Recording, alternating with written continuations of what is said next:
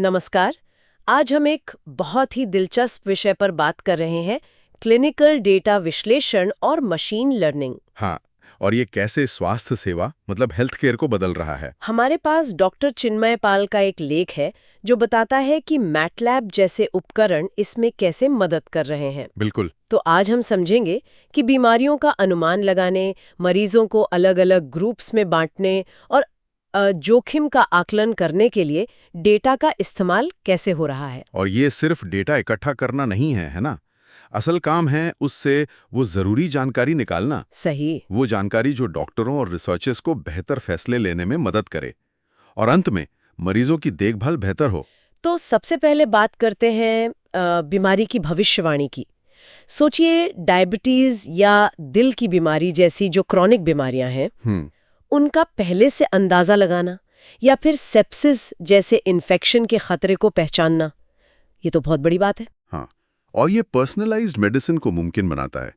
यहाँ पर बात दिलचस्प हो जाती है। कैसे? देखिए, जो इलेक्ट्रॉनिक हेल्थ रिकॉर्ड्स होते हैं या लैब के नतीजे, उस सारे डेटा में पैटर्न होते हैं।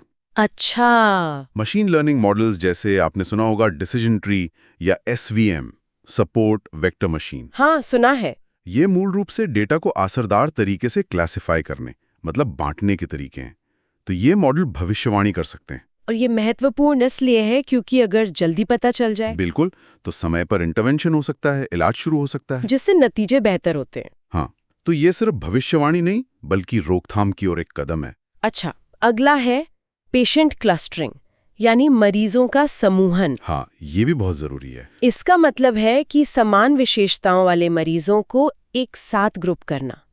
जैसे मान लीजिए कैंसर या अल्जाइमर है, तो उसके भी अलग अलग सब टाइप्स हो सकते हैं, उनको पहचानना। सही कहा। और इसका फायदा यह है कि हम वो एक इलाज सबके लिए वाली सोच से आगे बढ़ते हैं। अच्छा। क्लस्टरिंग एल्गोरिदम जैसे के मीन्स होता है, वो हमें मरीजों के बीच वो छोटे छोटे लेकिन अहम अंतर पहचानने में मदद करते हैं, जो शायद हम वैसे न देख पाएं। बिल्कुल। और ये समझना कि किस मरीज पर कौन सा इलाज बेहतर काम करेगा, इसके लिए ये बहुत जरूरी है। और फिर है रिस्क स्कोरिंग, मतलब जोखिम का आकलन करना। हाँ, ये तय करना कि किसी मरीज के साथ कोई प्रतिकूल परिणाम मतलब कोई एडवर्स आउटकम होने की कितनी संभावना है। जैसे अस्पताल से छुट्टी मिलने के बाद क्या मरीज को जल्दी ही मान लीजिए 30 दिन के अंदर दोबारा भर्ती होने का खतरा है या मृत्यु दर का खतरा। ओके, हार्ट फेलियर के मरीजों के लिए ये जानना जरूरी हो सकता है। बिल्कुल, और ये जानकारी डॉक्टरों को प्रोएक्टिव देखभाल करने में मदद करती है। मतलब वो पहले से तैयार रह सकते हैं। हाँ, खासकर जो हाई रिस्क मरीज हैं उन पर ज्यादा ध्यान दे सकते हैं, उनके लिए संसाधन प्राथमिकता पर रख सकते हैं। तो ये सब करने में मतलब जैसे टूल्स कैसे मदद करते हैं, आपने इसका जिक्र किया था। हाँ, देखिए, मतलब आपका जो statistics and machine learning tool box है वो काफी शक्तिशाली है। उसमें क्या खास है? उसमें डेटा प्री प्रोसेसिंग मतलब डेटा को एनालिसिस के लिए तैयार करने से लेकर वर्गीकरण के लिए जैसे मैंने SVM बताया, फिर CVM, क्लस्टरिंग के लिए के मीन्स और रिस्क स्कोरिंग मॉडल बनाने फिर GLM तक के लिए फंक्शन है। और सबसे अच्छी बात, इसमें विजुअलाइजेशन टूल्स भी हैं। यानी नतीजों को आसानी से देख और समझ सकते हैं। बिल्कुल।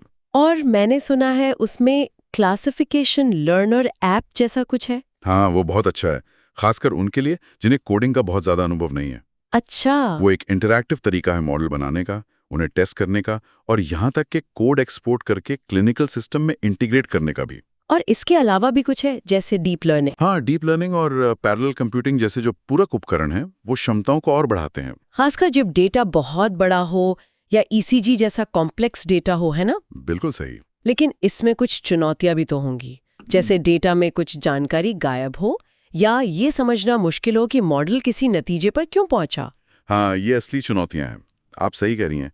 डेटा मिसिंग होना आम बात है और मॉडल की व्याख्या मतलब इंटरप्रिटेबिलिटी वो भी एक बड़ा सवाल है। तो MATLAB इसमें भी मदद करता है। हाँ, उसमें इन समस्याओं से निपटने के तरीके हैं, जैसे डेटा इम्प्यूटेशन यानी मिसिंग वैल्यूज को भरने के तरीके और व्याख्या के लिए शैप वैल्यूज जैसे टूल हैं। शैप वैल्यूज वो क्या है? वो एक तरह से ये समझाने में मदद करते हैं कि मॉडल ने किसी खास नतीजे पर पहुंचने के लिए किस इनपुट फीचर को कितना वजन दिया, मतलब मॉडल ऐसा क्यों सोच रहा है। अच्छा, तो इससे मॉडल पर भरोसा बढ़ता है? हाँ, पारदर्शिता आती है। तो इस सारी बातचीत का निचोड़ क्या है, अगर हम संक्षेप में कहें? संक्षेप में क्लिनिकल डेटा विश्लेषण और मशीन लर्निंग और इसमें मैटलैब जैसे उपकरणों की मदद से हेल्थ केयर में वाकई क्रांति आ रही है। इससे ज्यादा सटीक, ज्यादा व्यक्तिगत और निवारक देखभाल मतलब प्रिवेंटिव केयर संभव हो रही है। सही। और यहाँ एक सोचने वाली बात यह है, भविष्य की कल्पना कीजिए। कैसी? सोचिए, हमारे पहनने वाले गैजेट्स जैसे स्मार्ट वॉच, उनसे रियल टाइम हेल्थ डेटा सीधा डॉक्टर के एआई सिस्टम में जा रहा है। ओह, तो स्वास्थ्य की निगरानी कितनी इंस्टेंट और कितनी पर्सनलाइज्ड हो सकती है। ये तो कमाल का होगा। लेकिन सवाल ये उठता है कि क्या हम एक समाज के तौर पर पूरी तरह से एआई पर आधारित डायग्नोसिस और इलाज के फैसलों पर भरोसा करने के लिए तैयार हैं? इसके नैतिक और व्यावहारिक पहलू क्या होंगे? ये एक बड़ा सवाल है जिस पर हमें सोचना होगा।